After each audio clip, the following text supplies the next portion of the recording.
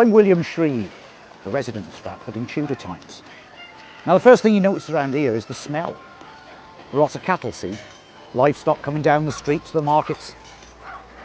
I was an archer in the army of King Henry VIII. There was lots of markets around here, and the mud in the street was awful. No pavement, see? Mud, you'd be up to your ankles in it some days.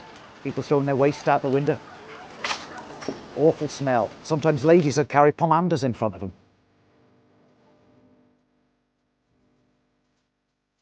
Criminals were often put in the pillories at the end of Bridge Street, Market Street, Ely Street. The cage was at the corner of the High Street and Bridge Street. Jail itself was in the High Street. The town was given town status by the King in 1196. It was previously owned by the Bishop of Worcester. Meat was often sold in Bridge Street, cheeses and dairy products down Chapel Street. A plague came to town in 1564, year of Shakespeare's birth. Started here at the Mercer's, the merchant's house. Now it's the Garrick Inn. Young Oliver Gunn, apprentice weaver, he got the plague and died, and on the boy's death certificate's written, "Hic incipit pestis, here begins the plague." Though that might have been written on the certificate some years after. Plague was an awful thing. A fifth of the population died. At night round town, the carts would come ringing their bells, "Bring out your dead, bring out your dead." Now, there was no sanitation as you know it today. No running water. Streets were awash with muck, and it was dangerous to drink the water around here. People would urinate in pots under their beds, known as piss pots. Sometimes just empty them out the window, as you've seen before. The solids would be put in muck heaps outside your house, and in larger muck heaps at the end of the street. There was one John Shakespeare who received a fine for leaving a muck heap outside his neighbour's premises.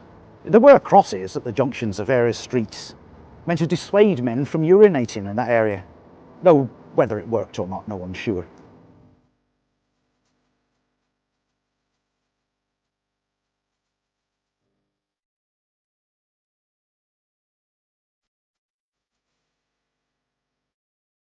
Now, it was beholden to every man to practice archery. There was an ordinance by the King to practice archery instead of fun and games on our days off, like the bowls and tennis.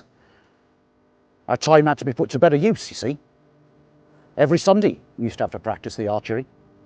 I was on the muster roll, reported to the Earl of Warwick. Each parish should have its muster, you see. Sometimes the clergy or local lords would have their own little armies. In theory, at least, the militia numbered over 1 million men. Now, a good archer could let go 12, maybe 18 arrows a minute. We didn't pull them out of our quiver. It'd be too difficult to reach. We'd stick them in the ground before a battle. Do like a rocking motion, see? Pick up the arrows quicker. And we didn't just dip them in the ground either. Sometimes we'd piddle on the ground. And worse, anyone struck by an arrow, if they didn't die, they could die of an infection. Germ warfare, I guess you'd call it.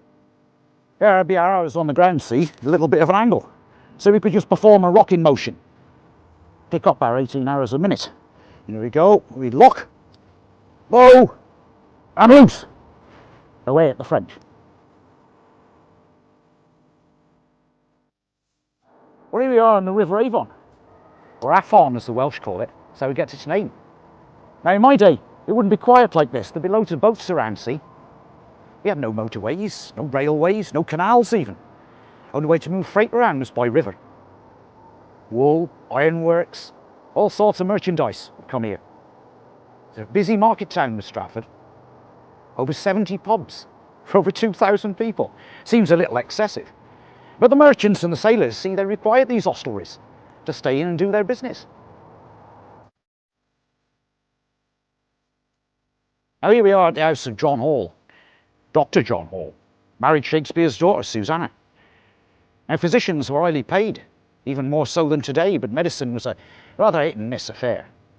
It's unclear who John actually treated, or whether or not he treated Shakespeare, but he kept extensive notes. He did treat the Earl of Warwick for a throat infection. Often herbs would be grown in the garden, see? Even animals kept in the pool. A little frog to cure a sore throat. Various herbs that the doctor would keep records of. He was a respected physician in his day, an extensive note taker, highly well paid man. Here's some typical Tudor houses. Henry VII houses. Now, as you can see, they've got little panes of glass. Glass was extremely expensive. So much so people used to leave panes of glass in their will. And here's the wood of the house, and sticking out at the top. Why is that, do you think? Many people think it's because we used to throw the toilet out the window and don't splash on the floor. Reasonable supposition, but not true. You see, just like you pay tax now, so did we. On the land your house sat on, the footprint of the house. So you'd make a little bottom floor and go build out as you got bigger. Just to avoid tax, see? It was Henry VIII that changed the tax laws. Then the houses were straight, as he taxed the biggest part of the building. Behind me is the Guildhall School, where Shakespeare himself were educated. Now, school was a bit different back then. It started at 6 o'clock in the morning, those boys. 7 in the winter. Teachers were brutal to him as well. Not uncommon for a boy to get 20, 50 strokes of the cane for minor indiscretions. They speak Latin and Greek at school and not English, language of religion, science and medicine. Now, these boys were whipped if they got spelling tests wrong, if they misbehaved. But if you were wealthy enough, if you were from a rich family, you could employ a boy to get whipped instead of your son. The whipping boy, they'd call him.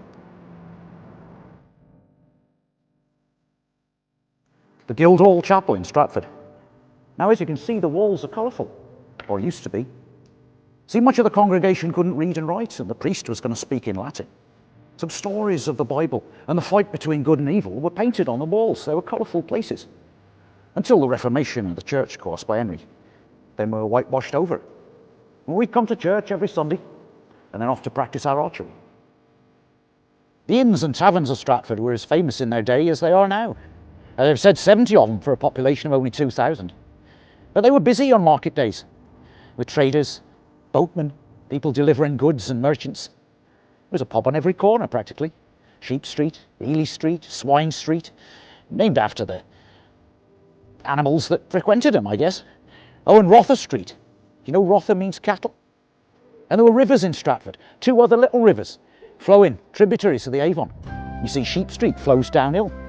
There's a river underneath there. The road's built over the top of it.